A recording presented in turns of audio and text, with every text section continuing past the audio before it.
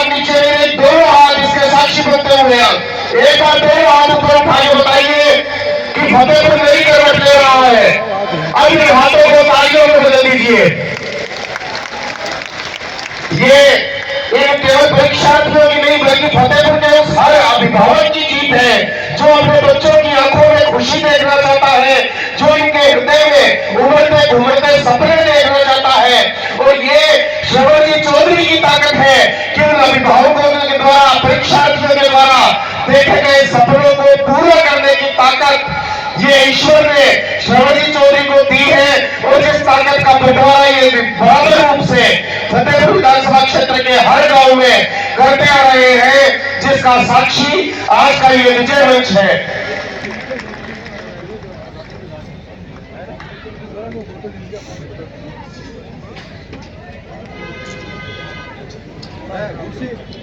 पूरा फतेहपुर आज साक्षी बन रहा है विजय के इस दौर का। मैं जरीना खान जी से, सरोज जी कलवासरा जी से अनुरोध करता हूं कि आप भी मंच पर पधारे।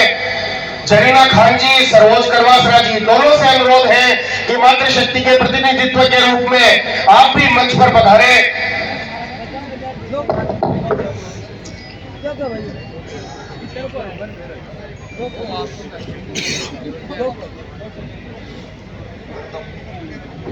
वो आज केवल परीक्षा के माध्यम से नहीं, हालांकि पहले हम सोचते थे कि खेलोगे, कूदोगे, होगे खराब, पढ़ोगे, लिखोगे, बनोगे नवाब, लेकिन पीटी उषा से लेके कर्णम मल्लेश्वरी से लेके सचिन तेंदुलकर, वीरेंद्र सहवाग, विराट कोहली तक सबने ये साबित किया कि खेल कूद के माध्यम से भी कैरियर बनाया जा सकता है, सपने पूरे किए जा सकते हैं। आज हमारे बीच में ऐसी एक कबड्डी की टीम मौजूद है जिन्होंने राष्ट्रीय स्तर पर फतेहपुर का नाम रोशन करते हुए बच्चियों को एक अलग क्षेत्र उपलब्ध करवाने का एक सपना दिखाया है।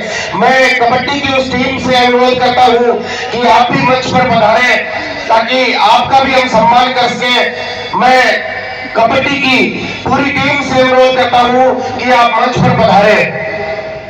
मनीषा जाखड़, निकिता जाखड़, निशा जाखड़, रीमा, ममता तिवारिया, पूजा, ममता, डोडरो, प्रेमाराम, योगिता, संजू, दिव्या, नव्या और प्रियांशी। नेटबॉल में नेशनल खेलकर प्रियंका कस्वा ने भी फतेहपुर का नाम रोशन किया है। उनसे भी अनुरोध है कि आप भी मंच पर पधारें। छोटी छोटी बच्चियां कैसे ये कबड्डी के ट्रैक पर इन्होंने खुद को आजमाया होगा, स्वास्थ्य की कसौटी पर खुद को कसा होगा, न जाने कितने दिनों तक दर्द से कराहते शरीर को इन्होंने यह कहकर सांत्वना दी होगी कि जिस दिन हम कबड्डी के मैदान पे उतरेंगे उस दिन कबड्डी कबड्डी कबड्डी कबड्डी की हमारे कंठों से जो आवाज निकलेगी वो आवाज न जाने कितनी बालिकाओं का मार्ग प्रशस्त करेगी, कितनी बालिकाएं जिनकी भावनाओं का गला उनके घरों में ही घोट दिया जाता है, उन बालिकों को एक उत्साह मिलेगा, एक प्रकाश मिलेगा।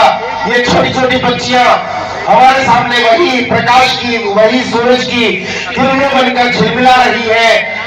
इनका ये आलोक आने वाली पीढ़ियों को रोशन करेगा। और जैसा मैंने मेरी चुनावी कंपेनिंग में कहा था कि हम लोग फतेहपुर में कबड्डी एकेडमी लॉन्च करेंगे, तो मैं मंत्री महोदय से निवेदन करना चाहूंगा कि मेरे फतेहपुर के बच्चे बच्चियां आपके सामने हैं, बैठे बेटा लोग। तो हमारी फतेहपुर में अगले बजट में कबड्डी एकेडमी के बारे में आप सरकार पे बात पहुंचा कि हमारा सपना पूरा करें ताकि हम ओलंपिक खेल सके। हम छोटी बात कभी करते ही नहीं है, अब अंतरराष्ट्रीय ओलंपिक में हम खेल सके। ये पहला ये फोटो सेशन हमारी बच्चों और बेटियों का हो रहा है। एक खुले हाथ से तालियां बजाएं बच्चों के लिए। बहुत बहुत धन्यवाद, थैंक यू।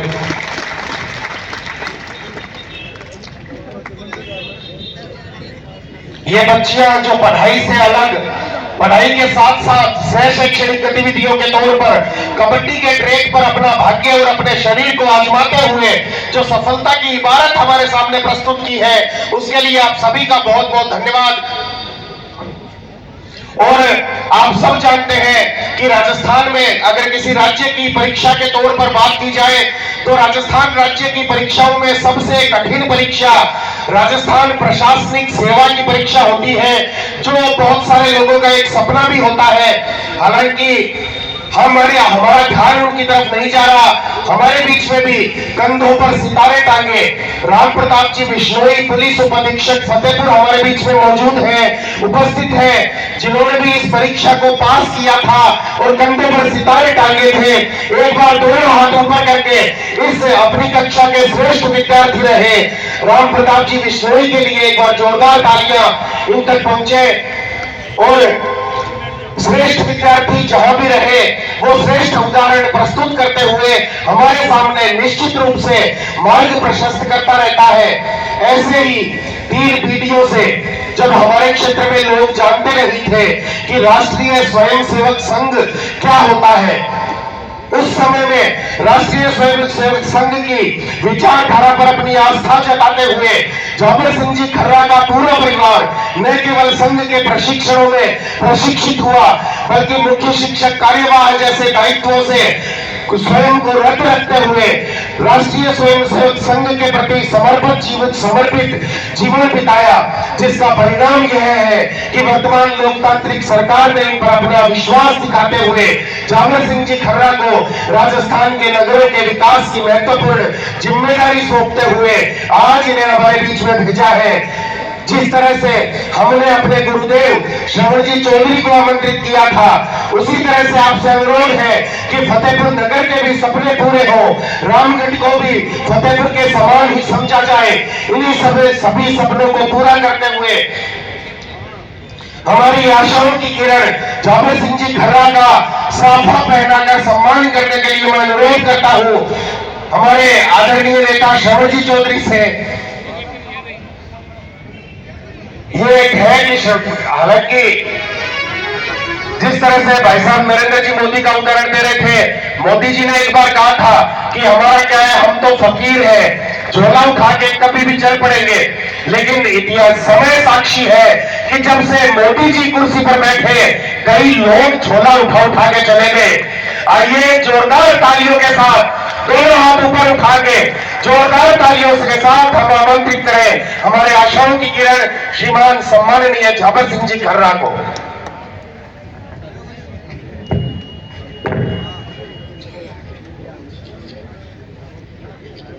आज के इस प्रतिभा सम्मान समारोह में फतेहपुर विधानसभा क्षेत्र के गांव-गांव डाणी-डाणी से पधारे इस राष्ट्र के भावी कर्णधार हमारे किशोर विद्यार्थी बालक बालिकाएं आज के समारोह को गरिमा देने के लिए पधारे सभी सम्माननीय वरिष्ठजन,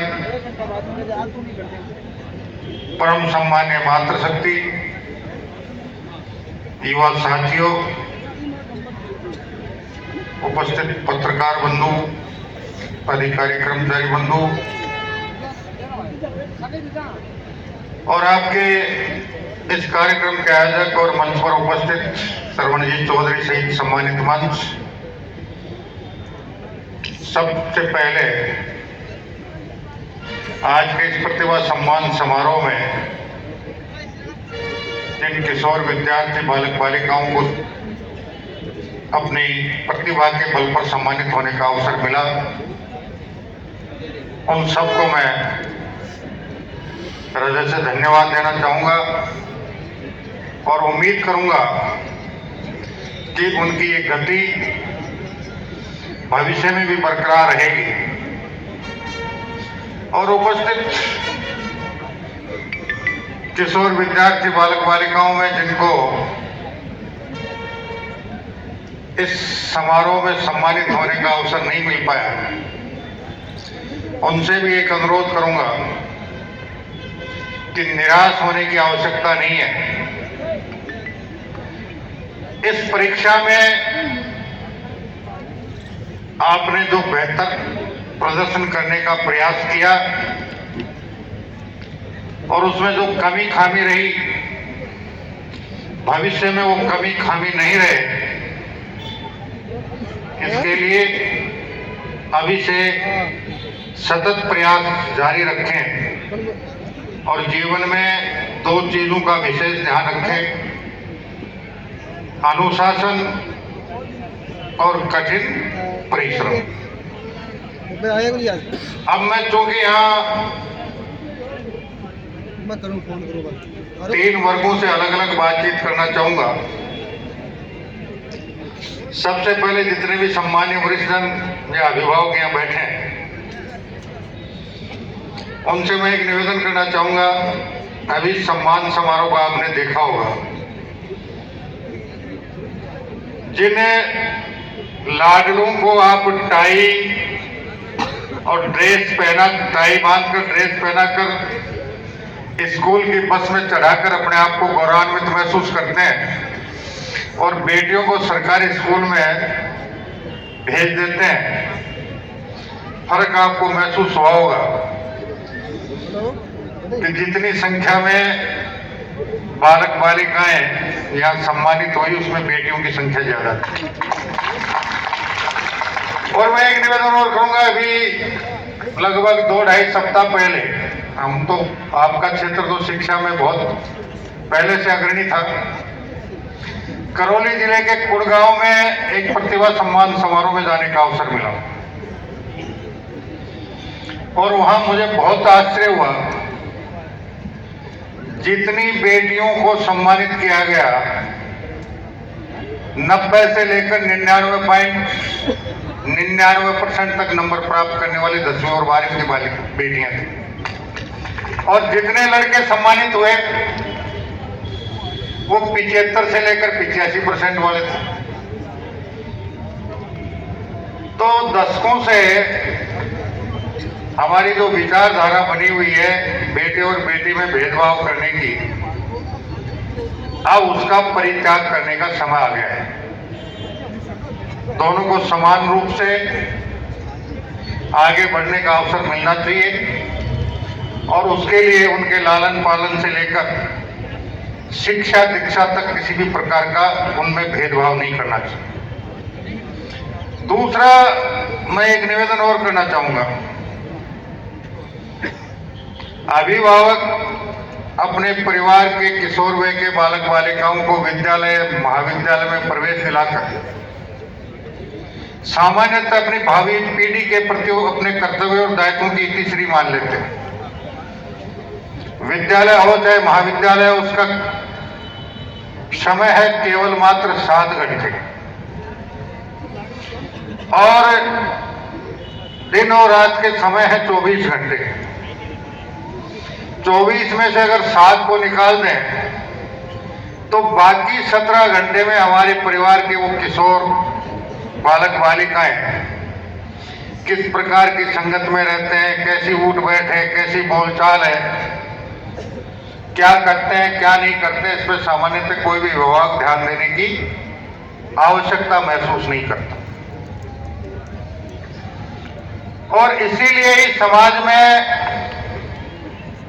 कुछ विकृतियां पैदा हो रही हैं और वो विकृतियों का मैं विस्तृत चर्चा इसलिए यहां नहीं करूंगा कि हमारे किशोर भाई के बालक बालिका बैठे हैं।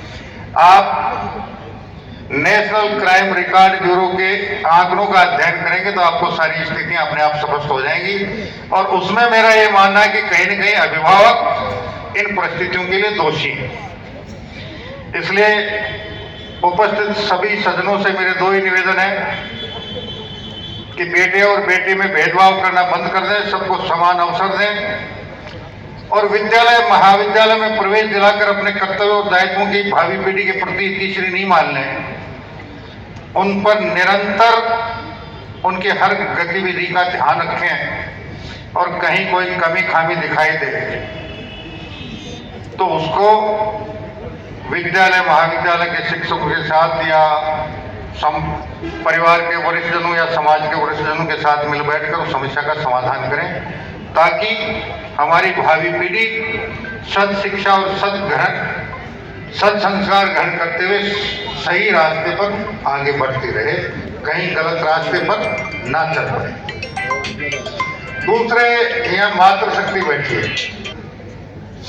पहले तो